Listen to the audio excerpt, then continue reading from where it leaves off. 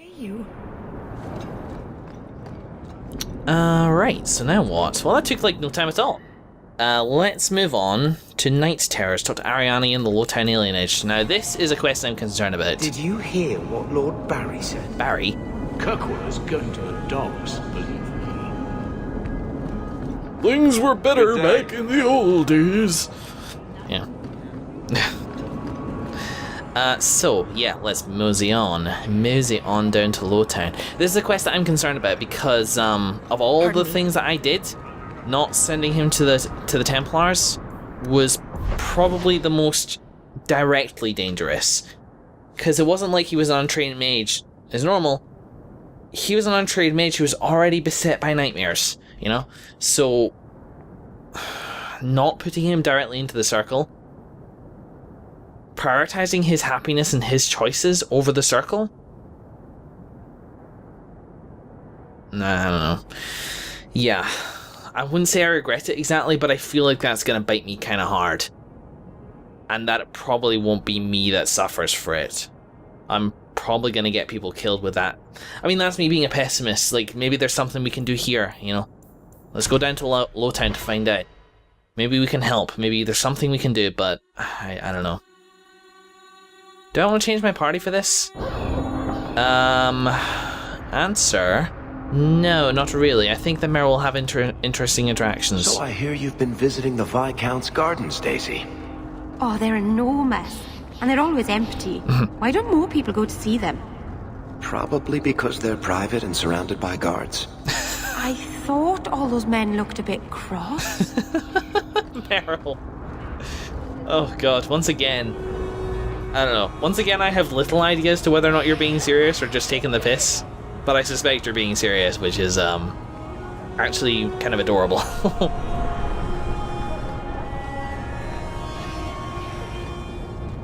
So yeah, Meryl, Dalish, Anders. Anders should see me interacting with apostates more. I feel like that's one of the main ways I missed out on approval with Anders in Act 1 was by not having him around for some of the times when I sided with the apostates. We know that he is completely anti-circle in this location now. Hello, guys, come on. I'm talking about you. Come over here. Alright, so here's the thing I'm thinking about the circle these days, is that the more I hear about it, the more I'm against it. Not the circle in general, but Kirkwall's circle.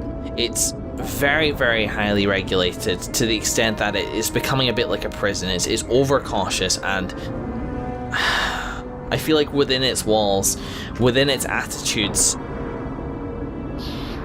dissension will grow as a result, you know, in the same way that revolution brews in an oppressive state. Apostate and blood magic will grow within a circle so cruel. And maybe siding with apostates wholesale, for now, is the way to go, because they need to know the system isn't good. But then again, you can't change the system when you're without it. Now, Cullen, I believe, is a good but misguided dude. Cullen, by the way, I never realised, actually second in command to Meredith. A very powerful Templar that we were just sauntering around all willy-nilly. I still don't know. I want to fix the circle here. How do I want to fix it? Do I want to...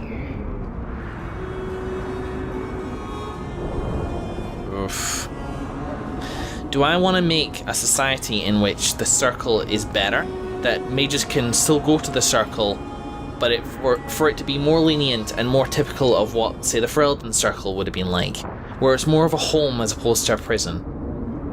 Is that what I want? Or do I take this opportunity of the circle being as bad as it could possibly be to try and change it completely? To try and solidify the apostate culture instead by making there be more apostates, by rescuing and helping them with their problems so that they form up a society and then can self-regulate. A bit like the Dalish do, a bit like I trusted those other mages to do. I feel like mages regulating mages could lead to a happier solution. But which one do I go for? Once again, I'm choosing between safety and freedom.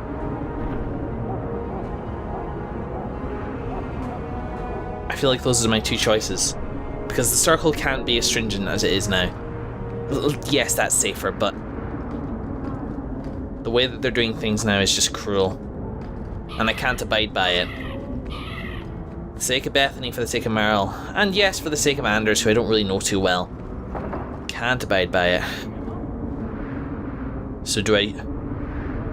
It's coming to the point where I'm going to have to start siding with apostates or with Templars on principle. And at the moment I'm leaning slightly towards... apostates.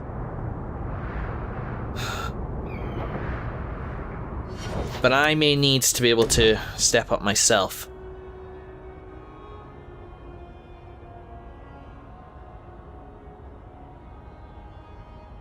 To be able to deal with mages. To be trained in those ways. But then how am I different from a Templar? I suppose I'm unregulated. I don't know what's best. I don't. But I know I'm going to be dealing with this a lot, and using my own judgment. The strong arm of the Chantry. Templars serve as guardians of the circles of Magi, hunters of apostates and maleficarum, and, rarely, as a standing army at the command of the divine. Through ingestion of carefully prepared lyrium, Templars gain resistance to magic, including the ability to interrupt spells. Though the Chantry controls the lyrium trade, those with the right connections can acquire enough to emulate the abilities of these vigilant warriors. Templar must be purchased using a spell. Yeah.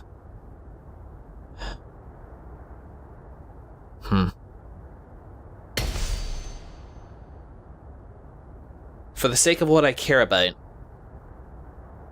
for the sake of not trusting the Templars under the Chantry to have these powers all to themselves, for the sake of perhaps in the future having to fix my own mistakes, I'll take of the lyrium. Get myself addicted to that shit.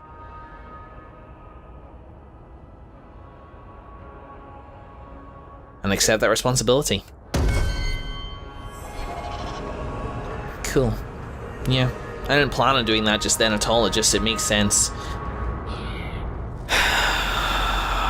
God, I'm nervous. Alright, Ariane, hi. I was hoping you'd come. Hello. You did so much for my Feynriel already, but I visited him among the people, but he turned me away. I know the demons still plague him, and now they've taken him. 2 days ago, Feynriel went into a nightmare and hasn't returned. Okay. A nightmare. He can't be woken up?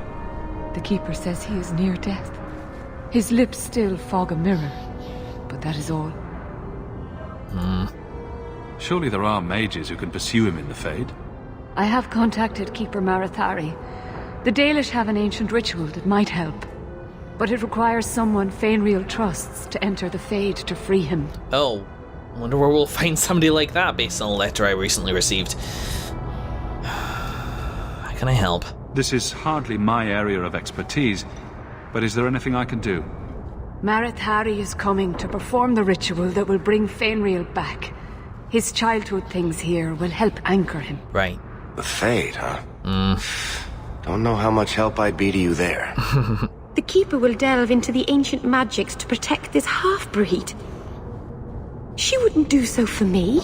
Huh? I've already called for the Keeper. We need to begin the ritual as quickly as possible. Would you like to stay here or return when she arrives? Meryl, half-breed, this is a person who is dying here, not somebody who just wants to use these powers for either their own interest because they think it's the right thing to do. Somebody is dying. No. Ah, damn it all. I'm scared, but let's do it. Let's do it. This is too urgent to delay. You have been far kinder than I had any right to expect.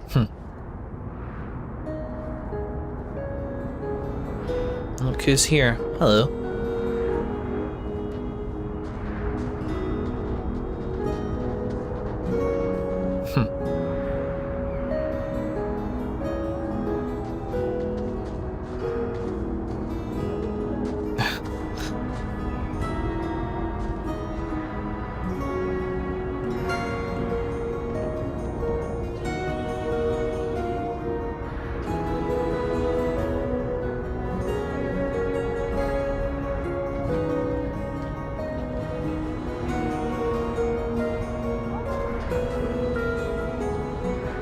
Such respect.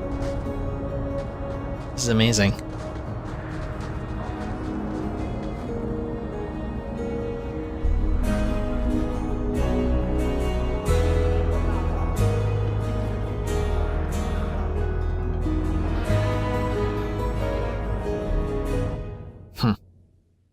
So I guess they brought him here then. I came quickly, Ariane.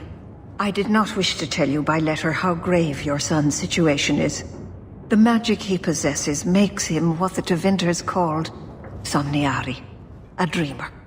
Dreamers have the power to control the beyond, what humans call the Fade. Oh.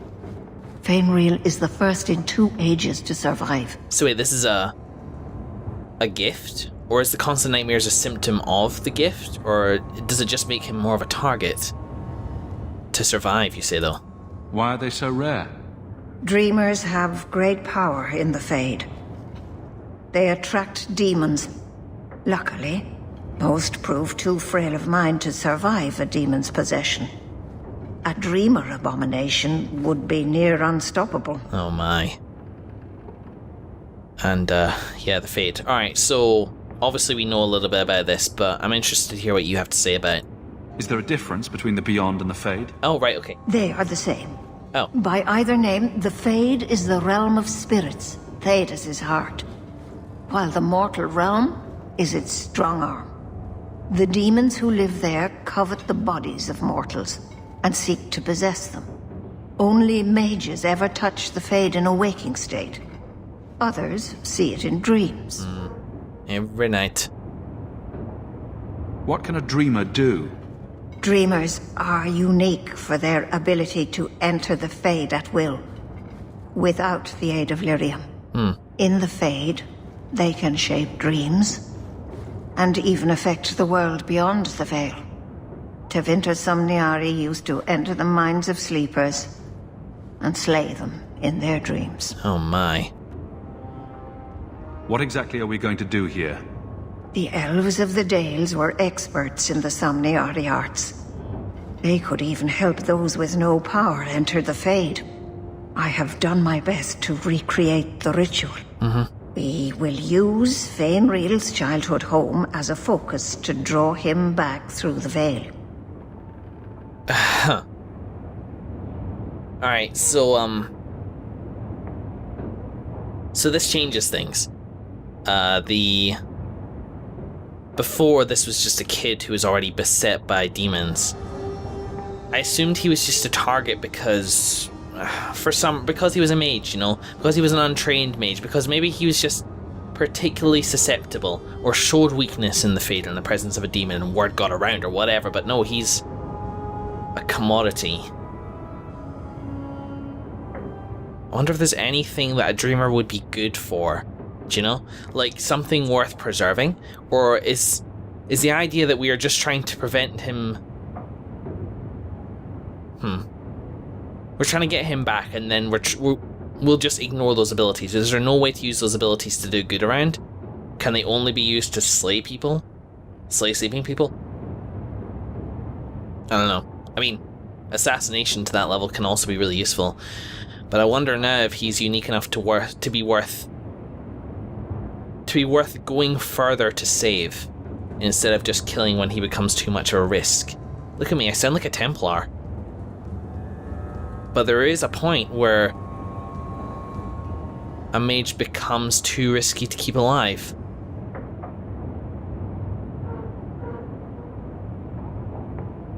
I think where I disagree with the Templars is that that point is very far away usually. Like it's almost just pre-abomination. Oh, I don't know. I just don't. Let's get started. I'm happy to help him draw him out. Just send me into the Fade. I told you he was amazing. Now, Ariane, please excuse us. We must prepare. Oh, of course. Alright, what is it? There is more, I must tell you, that is not for her ears. Yep. Is Feynriel in danger? Indeed. And the danger may not come from what you think. Feynriel cannot become an abomination. The destruction he would cause is unimaginable. If you cannot save him from the demons, you must kill him yourself. A death in the Fade will make him what your circle calls tranquil. He will be no threat after. Oh god.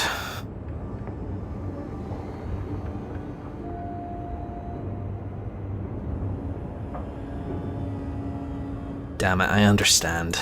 I will not let him become a danger. I wish you luck. Now, gather a team, and we will begin. Choose carefully, for all will face temptation. I worry what a journey to the Fade might bring out in me. Can I come? I'd love to see the ritual. And I promise I won't be a bother. I admit, I'm a little fascinated. Let us begin. Anders is worried. Anders is worried. Again, the game is calling me out, saying choose carefully. But giving me no information to go on, just saying choose carefully. I don't know what's going to happen. I'm tempted to just stick with these guys, you know? Anders has a spirit of the Fade in him. This might give him great power in this area. Fenris with his... Do you know what? Yeah, I am going to stick with it. Meryl says she wants to come. Varric says that she... Varric, can't imagine. Yeah. Meryl, let's just stick with who we are. And I think having you around in the Fade is too interesting of a combination for me to pass up compared with any of these other normies. Alright, let's just do it. Oh boy. I'm half wondering if I just triggered another like round of viewers to be like, oh god, what has he just done?